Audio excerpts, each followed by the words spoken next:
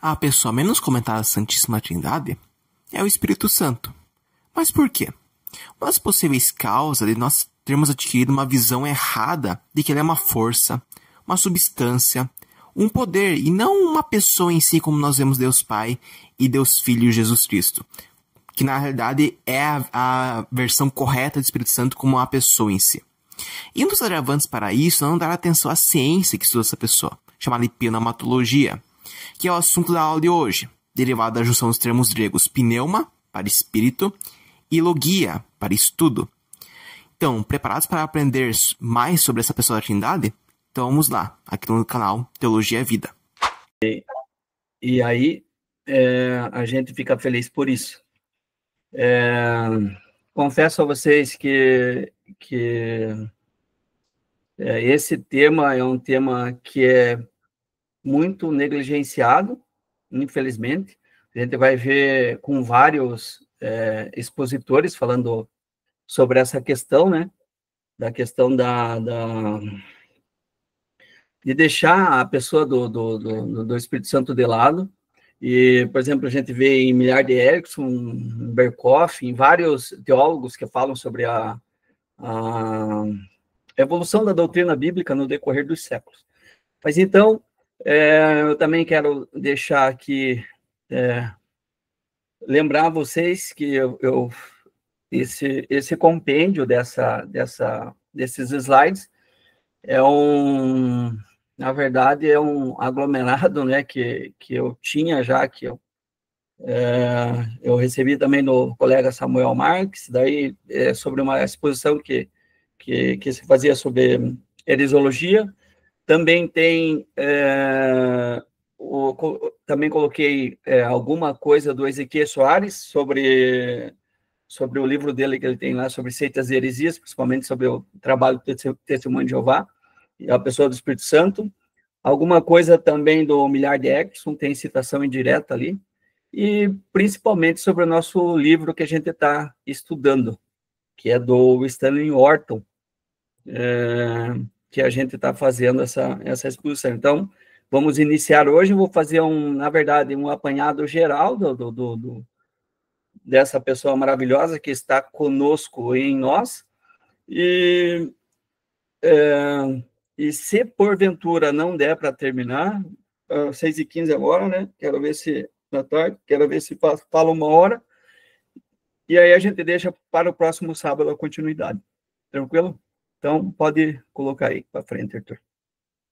A introdução é do livro de Teologia Sistemática, né? A gente está vendo ali, ó, a tarefa dada à igreja do século XXI é pregar a totalidade do evangelho. O que necessitamos não é o evangelho diferente, mas a plenitude do evangelho conforme é registrado no Novo Testamento.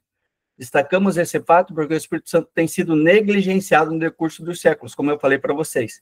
Então, não só isso porque ele é um teólogo pentecostal, o Horton, mas também os teólogos tradicionais, como citei, tanto Berkhoff quanto o Millard Erickson. E aí o que ele coloca também? Temos a tarefa de entender de novo, ou seja, novamente, a pessoa e obra do Espírito Santo. Então, infelizmente, a gente tem deixado de lado, e o correto seria a gente se dedicar muito mais a aprender, a desfrutar dessa pessoa maravilhosa que está conosco, em nós, né? Que a gente, aí para frente, a gente vai ver os textos. E eu também revisitei os textos que eu vou passar para vocês ali, conferi todos, um a um, e vou passar também o slide a vocês, no término da aula, para vocês também acompanharem, se a gente tiver a próxima aula a respeito do tema. Então, para finalizar, né, a mensagem do Evangelho Pleno proclama a centralidade da obra do Espírito Santo como agente ativo da Trindade na revelação que Deus fez de si mesmo à sua criação. A mensagem do Evangelho Pleno diz que Deus hoje continua a falar e a agir nos tempos do Antigo e do Novo Testamento, ou seja, nos dias de hoje, na era da Igreja. Pode passar. Então, a gente sabe que a nossa teologia é uma teologia de revelação progressiva. Por que revelação progressiva? Diferente do Islã, principalmente com respeito ao escrito do Alcorão, o Magno Paganelli, que é especialista, né, em cultura islâmica, ele tem um aforismo que diz o seguinte, né? Haja texto e houve texto. Por quê? Porque ele levou 30 anos para ser escrito o Alcorão. Diferentemente dos hadiths, né, que são ditados. A Bíblia, por outro lado, já não. Levou de 1.500 a 1.600 anos para ser escrita. Então, a gente tem essa revelação progressiva, e por isso que tem doutrinas parcialmente reveladas no Antigo Testamento, como a questão da própria ressurreição de Cristo, a questão da salvação que a gente vê no Novo Testamento, e principalmente a pessoa do Espírito Santo no Novo Testamento, bem como a Trindade, que agia também desde o início, né? Desde o início do Antigo Testamento. Isso aí a gente vai ver para frente quando falar sobre os concílios. Pode passar. Então, o nosso tema, essa palavra paracletologia, é uma palavra formada de duas palavras gregas. Paráclitos, que significa autor, consolador, ajudador, né? Ajudador, consolador, advogado. E logia ou logia, que significa estudo, doutrina ou palavra. Então, essa palavra, ela estuda de forma sistemática tudo que se refere ao Espírito Santo, que é chamado por Jesus de Consolador. O próprio Jesus deu esse nome ao Espírito Santo. Também é conhecido como pneumatologia, ou seja, estudo do Espírito, que a gente vai ver abaixo aqui. O Paráclito, esse vocábulo aparece apenas 5 vezes, e principalmente nos escritos joaninos. A gente tem tanto no Evangelho de João, ali, 14:16, 26, 15, 26, 16, 7, e 1 João 2:1, quando ele diz lá, né, que se vocês, né, se pecar, temos advogado junto ao Pai, né? Então, essa palavra também é direcionada ao próprio Jesus. A palavra, por outro lado, já a pneumatologia, é a junção de duas palavras gregas, que é pneuma, né, que significa espírito, ou sopro, ou vento, e também logia, que significa estudo, palavra, né? Então, já esse vocábulo pneuma, que, como eu falei, quer dizer vento, sopro e espírito, e algumas vezes também como respiração, ela aparece mais de 350 vezes no Novo Testamento. Mas a maioria das vezes é relacionada ao Espírito e ao Espírito Santo. Então, no sumário, para essa apresentação, a gente vai ter ali o Espírito Santo como um ser pessoal, ou seja, como pessoa, o Espírito Santo como um ser divino, tá? Que é igual a Deus, né? A gente vai ver também os concílios ecumênicos por cima, os principais, né? Os iniciais. Daí a gente vai ver também as obras do Espírito Santo em relação à palavra, em relação a Jesus, em relação ao crente e em relação ao mundo. A gente vai ver também o Espírito Santo na comunicação da mensagem no Antigo Testamento. Continuando, daí o Espírito Santo também, tudo en passant, tá, irmãos? Rapidamente, é só para ter uma noção, por quê? Porque a partir daí do mês que vem, a gente vai entrar definitivamente no livro do Stanley Wharton, para falar ali capítulo por capítulo sobre o Espírito Santo. Então, ele também é o Espírito Santo na liderança do Antigo Testamento, aí a gente vai ver nos profetas, iremos ver nos juízes, e depois chegando no Novo Testamento já em João Batista, né, como ele agiu em João Batista, e principalmente em Jesus, na encarnação, no batismo, na tentação, no ministério / pregação, né, que Jesus, na verdade, difundiu o reino de Deus. E na morte e na ressurreição de Jesus. Então, algumas perguntas teológicas que a gente vai responder no decorrer dessa ministração. Quem é ou o que é o Espírito Santo, né? Esse ser tão, na verdade, tão deixado de lado no decorrer dos séculos. Por quê? Por falta de conhecimento e também por confusão com respeito à pessoa e obra dele. Esse ser é divino ou semidivino? Ele é igual ao Pai e ao Filho ou não? Ou é menor? Ou tanto é que o Millard Erickson ele vai colocar ali, ele vai dar o exemplo do Pai, né, em caixa alta, o Filho em caixa alta, né, e o Espírito Santo em caixa baixa, Espírito Santo, né? Ou o Pai com início maiúsculo, né? Jesus com início com início maiúsculo, o Espírito Santo com início maiúsculo também, mas na linha de baixo. Ou seja, ele é sempre negligenciado pela própria, de repente, pelo próprio decorrer da história pela incompreensão, na verdade, dessa pessoa maravilhosa. Então, e por fim, ali, uma pessoa, uma força. A gente sabe disso, por que a gente cita, né? Uma pessoa, uma força. Porque, principalmente, seitas como Testemunho de Jeová dizem que o Espírito Santo é uma força ativa. Assim como você vê a lâmpada, mas o Espírito Santo é só aquele calor que sai da lâmpada. Se não houver a lâmpada, não existe o Espírito Santo. E a gente sabe que isso é uma falácia, né? Próximo slide.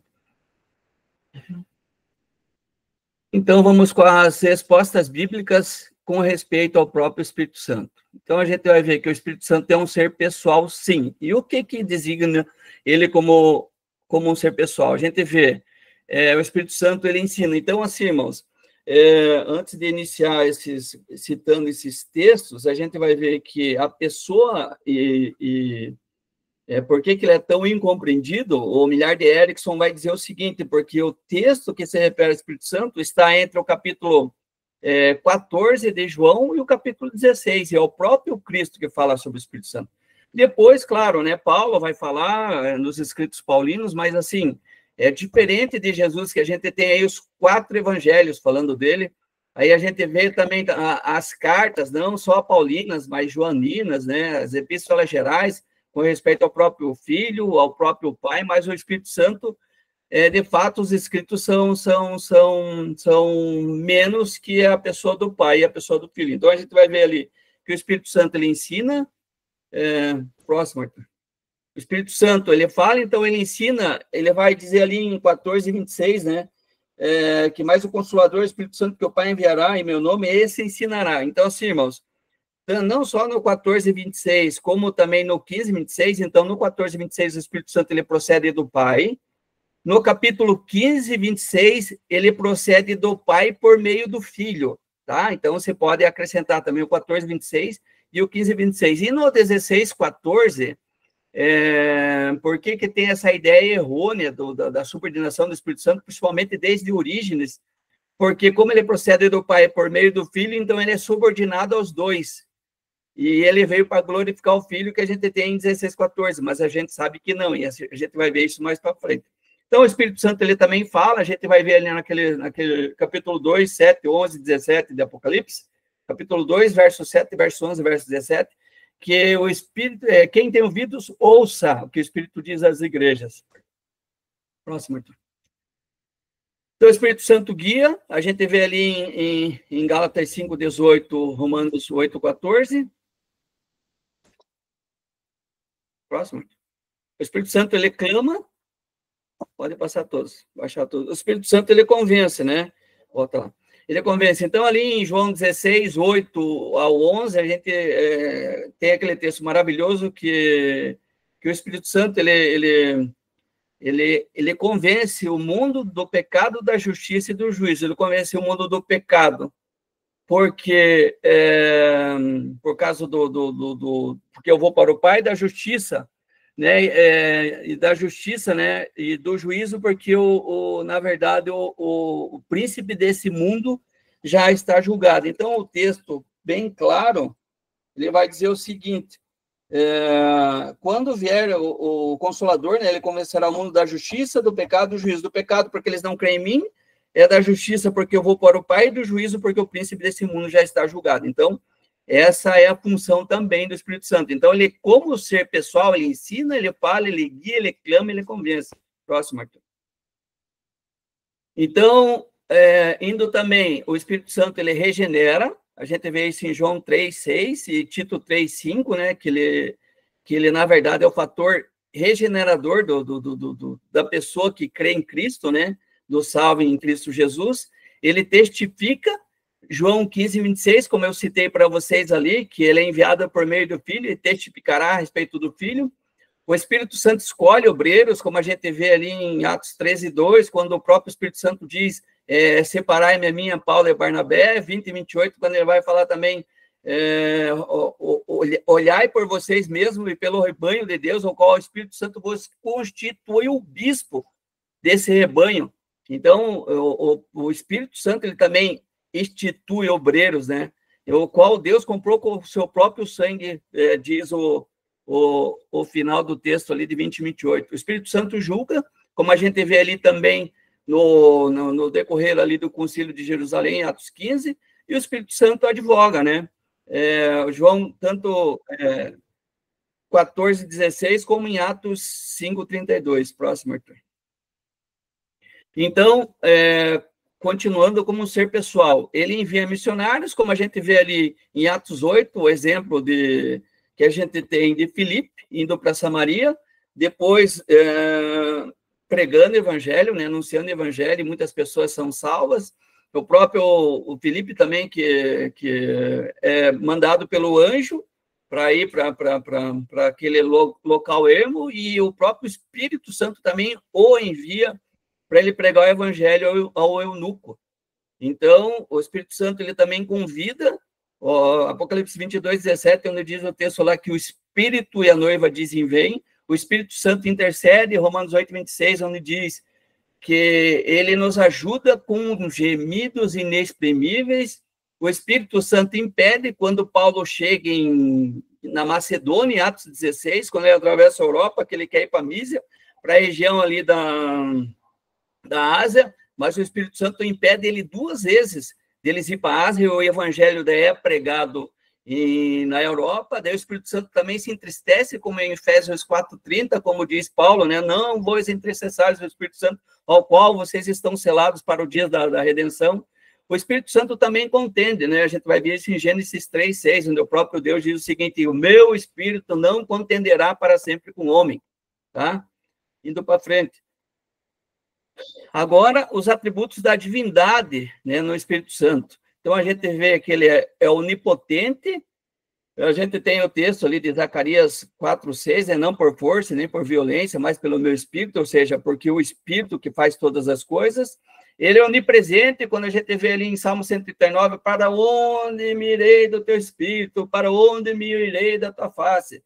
Se eu for lá ao céu, tu lá estás. Se eu for ao profundo do abismo, teu Espírito lá estás também. Então, o Espírito Santo é onisciente. A gente tem esse texto maravilhoso ali de 1 Coríntios 2:9, né? Do 9 em diante, né? 9 vai dizer o seguinte: nem olhos viram, nem ouvidos ouviram, nem jamais penetrou no coração humano o que Deus tem preparado. Essa é uma citação de Isaías 64.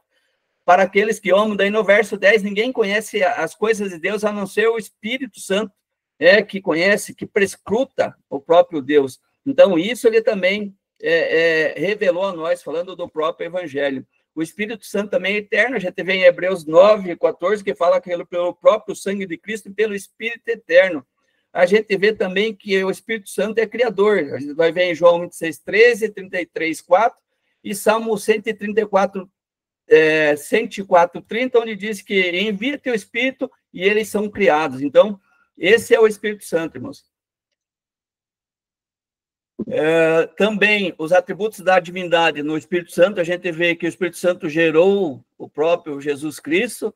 A gente vê esse texto de Lucas 1:35, que descerá sobre ti o Espírito Santo. Lembra daquele louvor? O poder do Altíssimo te encobrirá, né? A gente vê o Espírito Santo é verdade, né? E há 3 que testificam, né? Esse texto de 1 João 5:6 fala que o Espírito é a verdade. O Espírito Santo é o Senhor da igreja, como eu falei, que ele vos constituiu bispos, né? Lucas citando esse texto pela boca de Paulo em Atos 20, 28. O Espírito Santo é chamado de Javé no Antigo Testamento também. A gente vai ver ali a Juízes 15:14, falando sobre Sansão, quando o Espírito se apossava dele. E aí a gente vai comparar 16:20 também de Juízes, quando o Espírito Santo se retirou dele. Então, ele é chamado de Javé, ou de Deus. Próximo, Arthur. O Espírito Santo também é aquele que dá a vida eterna. A gente vai ver em Gálatas 6:8. O Espírito Santo é o guia do seu povo. A gente tem esses textos, né? Salmo 143:10 e Gálatas 5:18. Isaías 63:14, Romanos 8:14. O Espírito Santo também é santificador dos fiéis. A gente vê esse termo também nesses 3 textos. E o Espírito Santo é aquele que habita nos fiéis. Então, um texto maravilhoso ali, que é João 14:17, que vai dizer o seguinte, né? que o Espírito Santo dá a verdade que o mundo não pode receber porque não vê nem não conhece. Vocês conhecem porque ele habita com vocês e estará em vós. E aí, indo para frente, nesse capítulo 14 de João, a gente vai ver que o verso 23 vai dizer o seguinte: se alguém, Jesus está falando, né? Ele está indeterminando o sujeito. Se alguém me ama, meu Pai o amará. E viremos para ele, para essa pessoa que ama a Cristo, e faremos nele morada. Então, a gente não tem só a morada do Espírito Santo maravilhoso, que está no verso 17, mas como também a morada do Pai e do Filho, ou seja, essa trindade divina, maravilhosa, habita em nós, irmãos. É maravilhoso. Podemos dar glória a esse Deus maravilhoso? Indo para frente, Arthur. O Espírito Santo é santo, né? A gente vai ver esse texto de Isaías 63, falando que os judeus, né, na verdade, pecaram, né, contra Deus, né? A gente vai ver que também o Espírito Santo é fonte de todo o poder. A gente vai ver dos milagres, a gente vai ver ali também em Atos 2, falando do Pentecoste. A gente vai ver também que o Espírito Santo é autor do novo nascimento. A gente vai ver isso esses textos são bases, né, para nós. João 3, 5 a 6 e Tito 3, 5, falando do lavar regenerador do Espírito Santo. O Espírito Santo também é sábio. A gente vai ver isso em Isaías 11, 2, João 14, 16 e Efésios 1, 17. Indo para frente, Arthur. O Espírito Santo é autor da vida espiritual. Irmãos, esse texto de Ezequiel 37, geralmente ele é alinhado tanto com João 3, do 5 ao 6, e também com Tito 3, 5, que fala sobre o novo nascimento, né? E esse texto de Ezequiel 37 fala sobre o Espírito Santo, né? Que ele é autor da vida espiritual. O Espírito Santo é distribuidor dos dons espirituais. A gente vê o verso clássico ali de 1 Coríntios 12, principalmente o verso 11, que ele vai falar que o Espírito Santo ele distribui os dons de acordo como lhe apraz. Imagine, como apraz a ele, o próprio Espírito Santo. Ele que distribui os dons espirituais. E o Espírito Santo é conhecedor do coração do homem, né? A gente vai ver ali esses textos de Ezequiel 11, 5, Romanos 8, 26, 27, 1 Coríntios 12, 10 e Atos 5. Lembra de Atos 5, de Ananias e Safira? Você não mentiu a homem, Ananias. Você mentiu a Deus, que é o Espírito Santo. Então, ele é conhecedor do coração do homem. O Espírito Santo é conhecedor do futuro. A gente tem esses textos maravilhosos, né? Principalmente aquele de 1 Timóteo 4:1, que o Espírito Santo diz que nos últimos dias, ou seja, o Espírito Santo revelando a Paulo o que ia acontecer nos últimos dias. E a gente também tem essa mesma aplicação a Deus Pai, em Isaías 46, 10, que eu sou aquele que anuncia o fim desde o começo. Ou seja, será que Deus sabe tudo, irmãos? Ele anuncia o fim, o que vai acontecer desde o começo. Ele sabe de tudo. Então, a gente fica maravilhado que o Espírito Santo também conhece todas as coisas. E o Espírito Santo é salvador. A gente vai ver a obra salvífica do Espírito Santo, né? Efésios 1:13, o 4:30, que a gente falou que não, o Paulo fala, né? Não entristeçais o Espírito Santo, ao qual vocês foram selados para a salvação, e esse texto-chave de Tito 3, 4 a 5.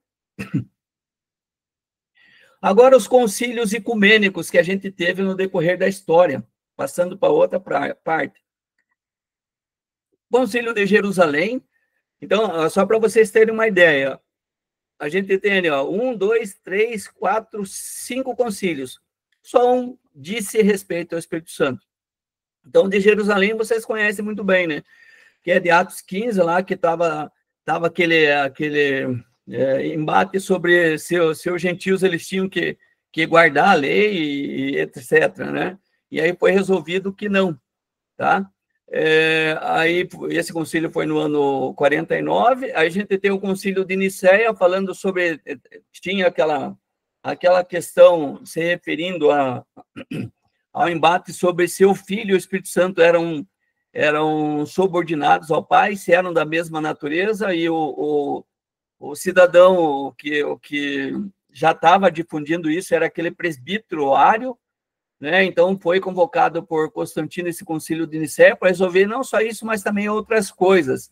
E aí ficou claro, nesse concílio, principalmente enfatizando João 14, 26 e João 15, 26, da consubstância das três pessoas, ou seja, nenhuma das três é gerada e nenhuma das três é criada, tá?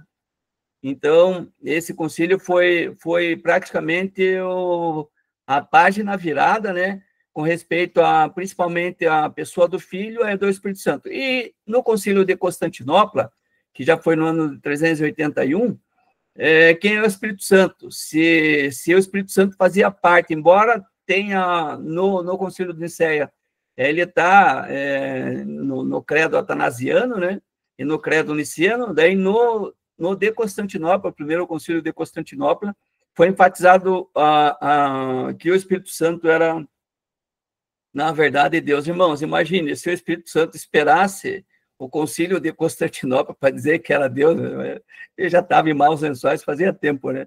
Ele é Deus desde a eternidade, né? A gente vê isso em vários textos, né? A gente vê isso em Gênesis 1, né? No princípio, criou Deus os céus e a terra era sem forma e vazia. E o Espírito de Deus pairava sobre as águas. Imagine, ele esperando ser chamado de Deus só no ano 381, já estava em maus lençóis, fazia tempo. Esse é o nosso Deus maravilhoso, esse Deus Espírito Santo, né? Terceira pessoa da Trindade divina. No concílio de Calcedônia, falando sobre, daí teve a questão da natureza hipostática, né? No ano 451, como é que poderia ter Cristo ter as duas naturezas, tanto humana e divina. No concílio de Constantinopla 3, ali no ano 680, 681, falando sobre as vontades, se a vontade divina, se a vontade humana era subordinada à vontade divina de Cristo e vice-versa, e foi concluído que não. Então, assim, irmãos, só para que a gente entenda que os concílios, embora a questão das doutrinas, a gente as tenha na Bíblia como um todo, desde Gênesis a Apocalipse, mas foram os concílios que só alinharam, né? Não que eles criaram essas doutrinas, mas só que alinharam. Então, a gente tem, tanto é que o exemplo disso, e a palavra trindade foi cunhada por Tertuliano ali no século II para o III, que ele é autor da palavra trinitas, é um dos pais da igreja, mas não que a trindade só nasceu no século II. A trindade entrou em toda a Bíblia, embora a palavra não apareça na Bíblia. Próximo, Arthur. Então, aqui essa é uma citação indireta do Millar de Erickson, que ele vai falar o seguinte, né? As obras salvíficas de Deus podem ser divididas em duas, né? Uma pergunta. Então, a gente vai dizer que sim, né? Obra objetiva e subjetiva. A obra objetiva é redentora, né? A obra redentora de Cristo, que propiciou a regeneração, a santificação e a redenção do homem. E a obra subjetiva, ela vai dizer que é a aplicação dessa obra por meio da ação do Espírito Santo, fazendo eficaz a vida do crente. Então, o que ele vai dizer aqui, ó? Para resumir, o Millar de Erickson, o Pai recebe destaque na obra da criação e da providência, né? O Filho realizou a redenção da humanidade pecadora e o Espírito Santo aplica essa obra redentora às criaturas humanas feitas por Deus, tornando assim a salvação real. Então, a compreensão da terceira pessoa da Trindade lançará a luz sobre o estudo da doutrina da salvação. Então, é a terceira pessoa da Trindade que, na verdade, que é essa ação do Espírito Santo, que faz, né, como a gente viu no texto-chave ali de João 16, do 8 ao 11, que convence o homem tanto do pecado, da justiça e do juízo, né? Do pecado porque não crê em mim, da justiça porque eu vou para o Pai, e do juízo porque o príncipe desse mundo já está julgado. Próximo, Arthur. Então, agora a gente vai entrar na obra, né, praticamente, do Espírito Santo. Então, a gente vai ver ali a obra do Espírito Santo em relação à palavra, né, em relação às escrituras, que vai nesse slide no próximo ali. A gente vai ver que essa pessoa maravilhosa nos tem dado, né, esse Deus maravilhoso nos tem dado uma revelação tão completa por meio das escrituras, que seu trabalho agora é iluminação, não é mais inspiração, tá, irmãos? Inspiração por quê? Porque a inspiração foi só aos escritores, né, radiográficos, como a gente fala, né, os autores sagrados. Então, agora ele só nos ilumina. Então, vai falar da questão da Bíblia, ela é superior à tradição, a gente tem esses textos, né, superior à ciência, superior às fábulas, superior ao ocultismo e operadores de sinais, e superior às opiniões humanas, ou seja, a Bíblia é a palavra de Deus. A gente tem vários outros textos, né? Por exemplo, João 17:17, que o próprio Cristo diz: Pai, santifica-os na verdade, a tua palavra é a verdade. Salmo 119:89, para sempre, ó Deus, a tua palavra está firmada no céu, irmãos. Imagine, Salmo 119:105, lâmpada para os meus pés é a tua palavra e luz para os meus caminhos. Ou seja, a palavra de Deus é o nosso guia do início ao fim, e ela que nos conduz à vida eterna. Por isso que ela é superior a tudo. Próximo, Arthur. Então, a obra do Espírito Santo na inspiração das Escrituras, a gente vai ter ali a palavra inspiração, a tradução da palavra grega theopneustos, ou seja, que significa sopro divino. Então, a gente vai ver ali em 2 Timóteo 3,16, que toda escritura é divinamente inspirada. Então, os homens santos falaram da parte de Deus movida pelo Espírito Santo. Então, a gente tem aquele texto ali também de 2 Pedro 1,21, que diz que nenhuma profecia de particular interpretação, mas homens cheios do Espírito Santo falaram por meio dele a sua palavra. Então, a gente tem ali que a Bíblia é o registro fiel de cada palavra que foi inspirada, soprada pelo Divino Espírito Santo. Próximo, Arthur. Então, a gente vê também a obra do Espírito Santo em relação a Jesus, ao seu nascimento, tá? Na apresentação do templo, no desenvolvimento pessoal, que o próprio Espírito Santo estava acompanhando a Jesus, no desenvolvimento dele em todos os sentidos, no batismo, né? Quando desce, né, o símbolo do Espírito Santo sobre ele, na direção da vida, na unção, no revestimento de poder, quando ele prega o reino de Deus, na entrega ao sacrifício, quando a gente vê lá em Hebreus 9,14, que fala que o Filho, pelo seu próprio sangue, pelo Espírito eterno, entregou a si mesmo, e a gente vai ver também em Hebreus 9,22, que sem derramamento de sangue não há remissão de pecados, então a entrega do sacrifício de Cristo foi uma vez só. Na ressurreição, quando o próprio Espírito Santo também é autor da ressurreição de Cristo, e também os mandamentos que ele recebeu por meio do Espírito. A gente vai ver Atos 1:2. Próximo, Arthur. Então, com relação ao crente, irmãos, então, com relação a nós, qual é a obra do Espírito Santo? Ele é a nossa garantia da comunhão com Deus, né? Ele é o nosso elo, ele é a nossa consolação, irmãos. Imagina, ele é o consolador, e muitas vezes a gente tenta se consolar em pessoas, né?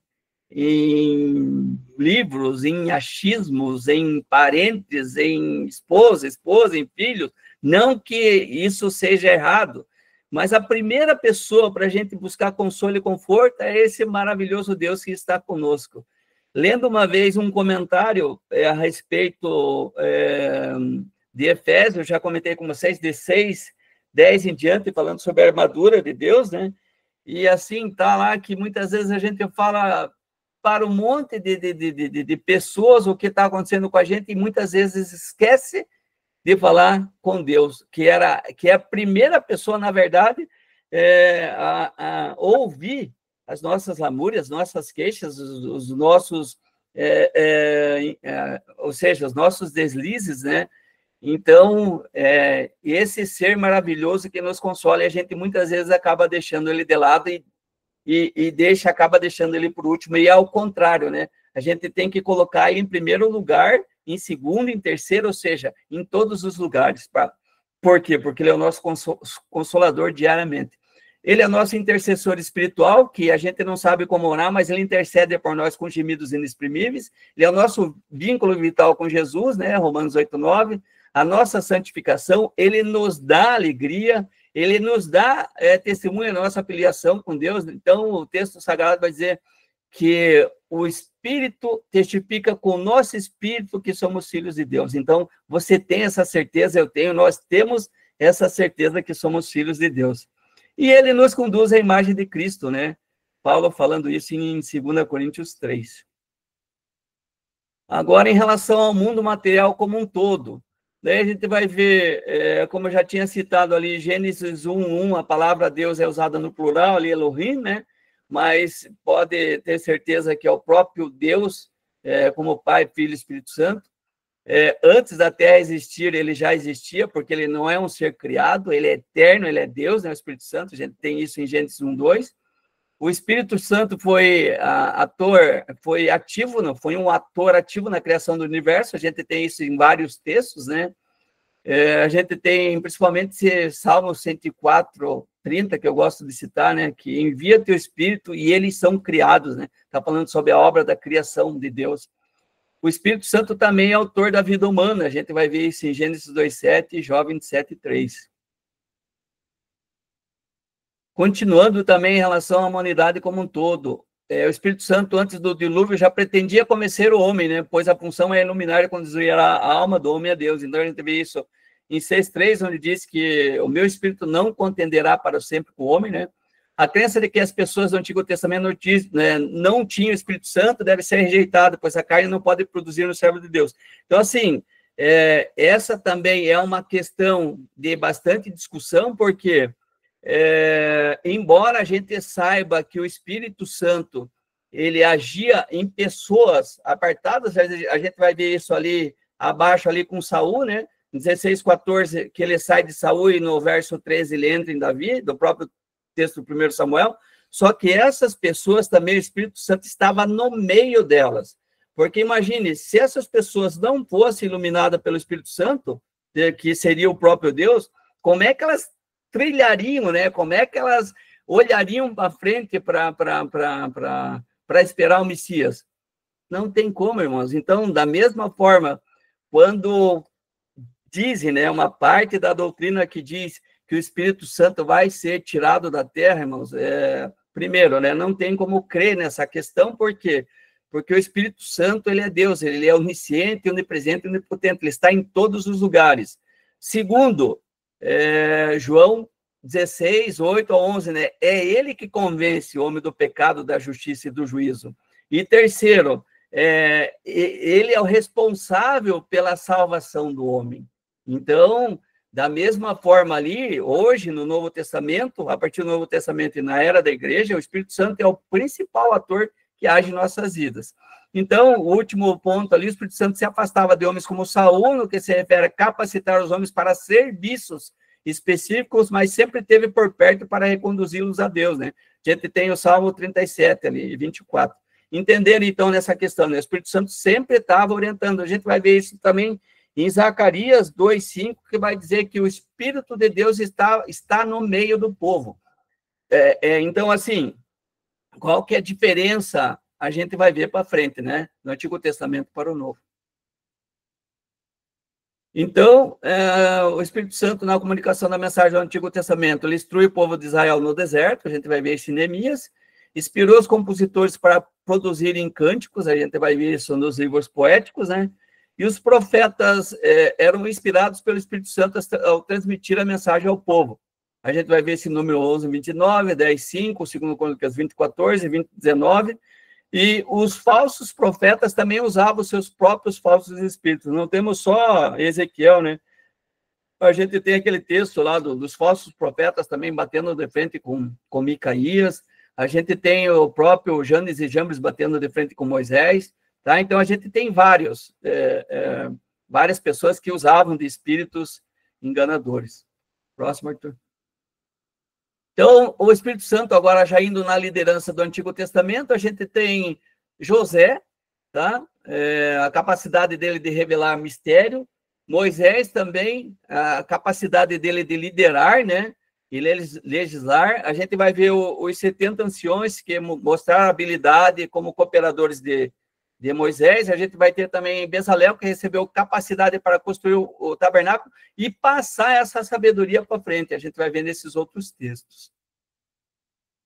A gente vai ver também na época dos juízes, né? A gente vai ver com Otoniel, que julgou com sabedoria, Gideão, que encontrou coragem para lutar, mesmo fazendo os 3 pedidos de confirmação, como a gente sabe, né, Senhor? Confirma para mim, Senhor. Está na nossa cara muitas vezes. Não, mas confirma de novo. Mas, bom, não precisa nem falar, né, irmão? Se eu estou fazendo, claro, não estou falando que é errado, né? Mas, Senhor, confirma. Não, e Deus falou uma, falou duas, falou 300 vezes, daí, paciência, está ali. Se a gente ver o exemplo de Gideão, né? Não, já estou fazendo careta lá, não. A gente vê também com Sansão, 7. A gente vê com Sansão, encontrou força para libertar o povo, né? A gente vê que Sansão também foi juiz.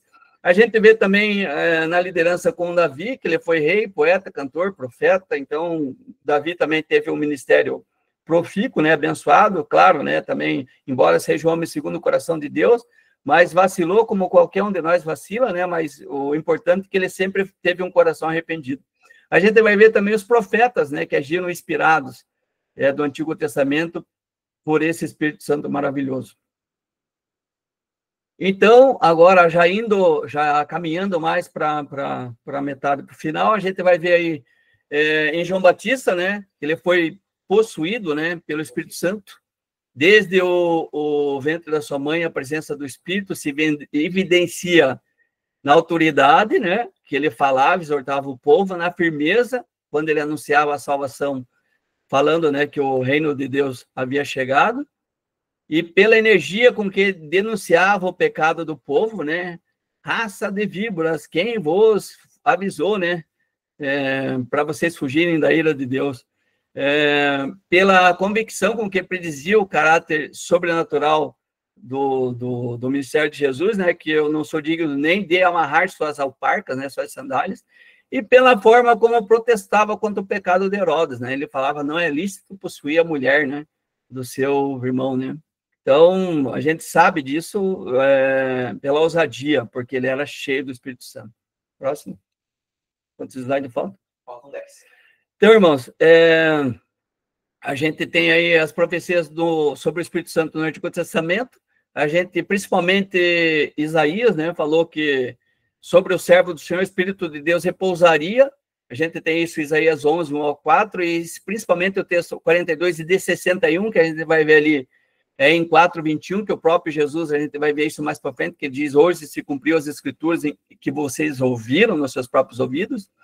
Vários textos também do derramamento do Espírito Santo, o mais conhecido de todos é Joel 2, 28, 29, que é nos últimos dias, né?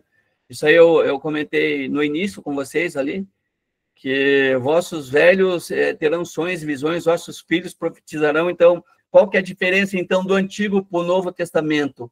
É a quantidade, né? Não a qualidade do derramamento do Espírito, tá? Então, por quê? Por causa da atuação das pessoas nos testamentos. No Antigo Testamento, embora as 3 pessoas tenham agido, mas o ministério que mais se sobressaiu foi o ministério do Pai, tá? E o Espírito Santo também estava lá, mas de uma maneira menos evidenciada, tá?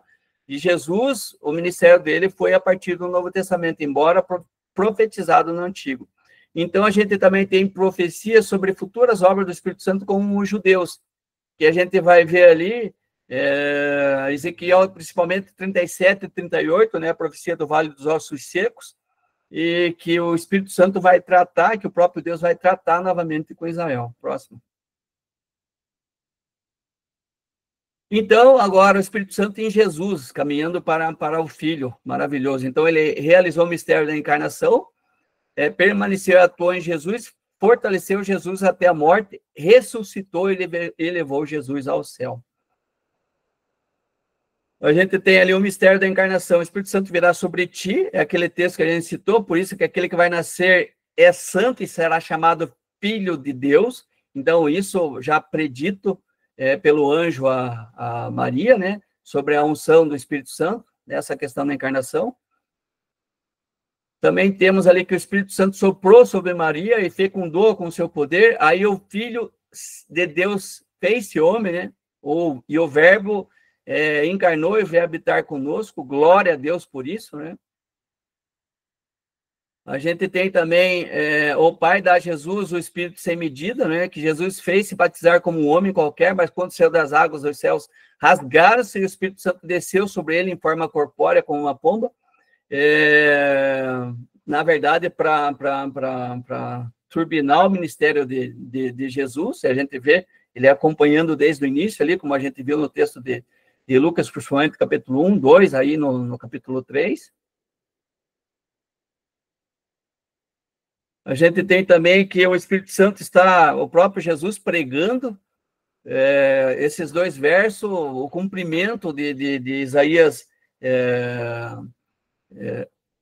61, e lembrando, né, irmãos, que ele omite a proclamar um ano favorável da parte do Senhor e anunciar a vingança de Deus. Ele omite a última parte do texto de Isaías, e por isso que os judeus ficaram irados, porque eles esperavam o quê? Um Messias libertador, mas não era o libertador do pecado, o Messias libertador dos poderes de Roma, e caíram do cavalo. E nós recebemos, né? Glória a Deus. João 11, ele veio para os seus, eles não receberam, mas todos quanto nós aqui, né, hoje, em Mafra, nesse dia 27/9, recebemos, né, esse Jesus maravilhoso por meio do Espírito Santo.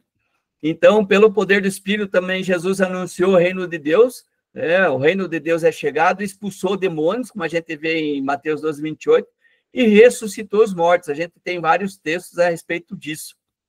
Cheio do Espírito Santo, Jesus retirou-se do Jordão e foi levado pelo Espírito.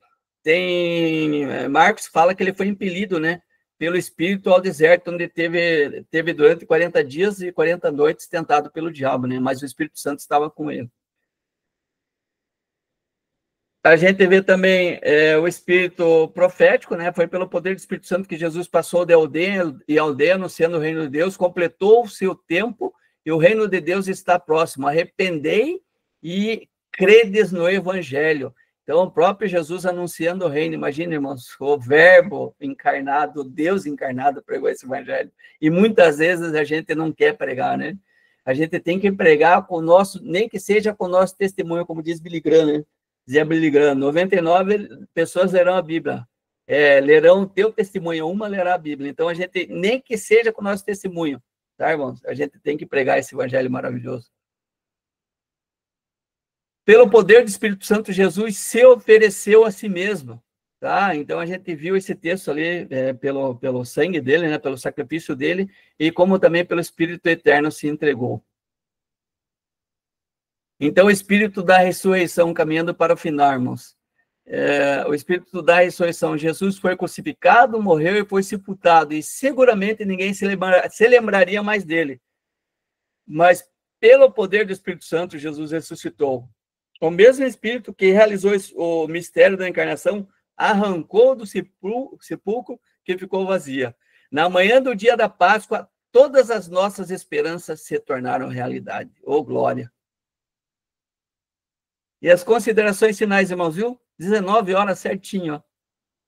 Portanto, podemos começar a dar o devido valor à importância da obra do Espírito Santo. Essa conclusão também é do Horton, que vai dizer o seguinte,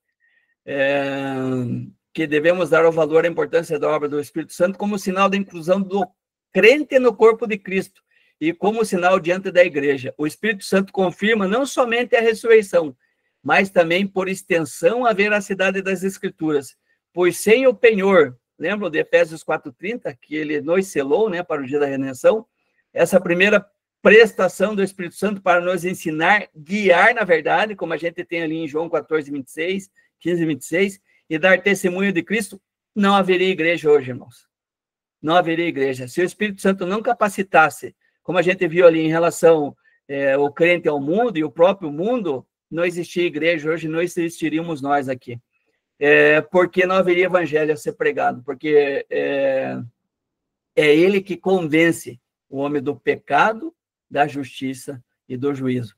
Então, vamos agradecer a Deus por esse Espírito Santo maravilhoso que está conosco e estará conosco por meio de Cristo mesmo. Jesus fala, né? Eis que estou convosco até a consumação dos séculos.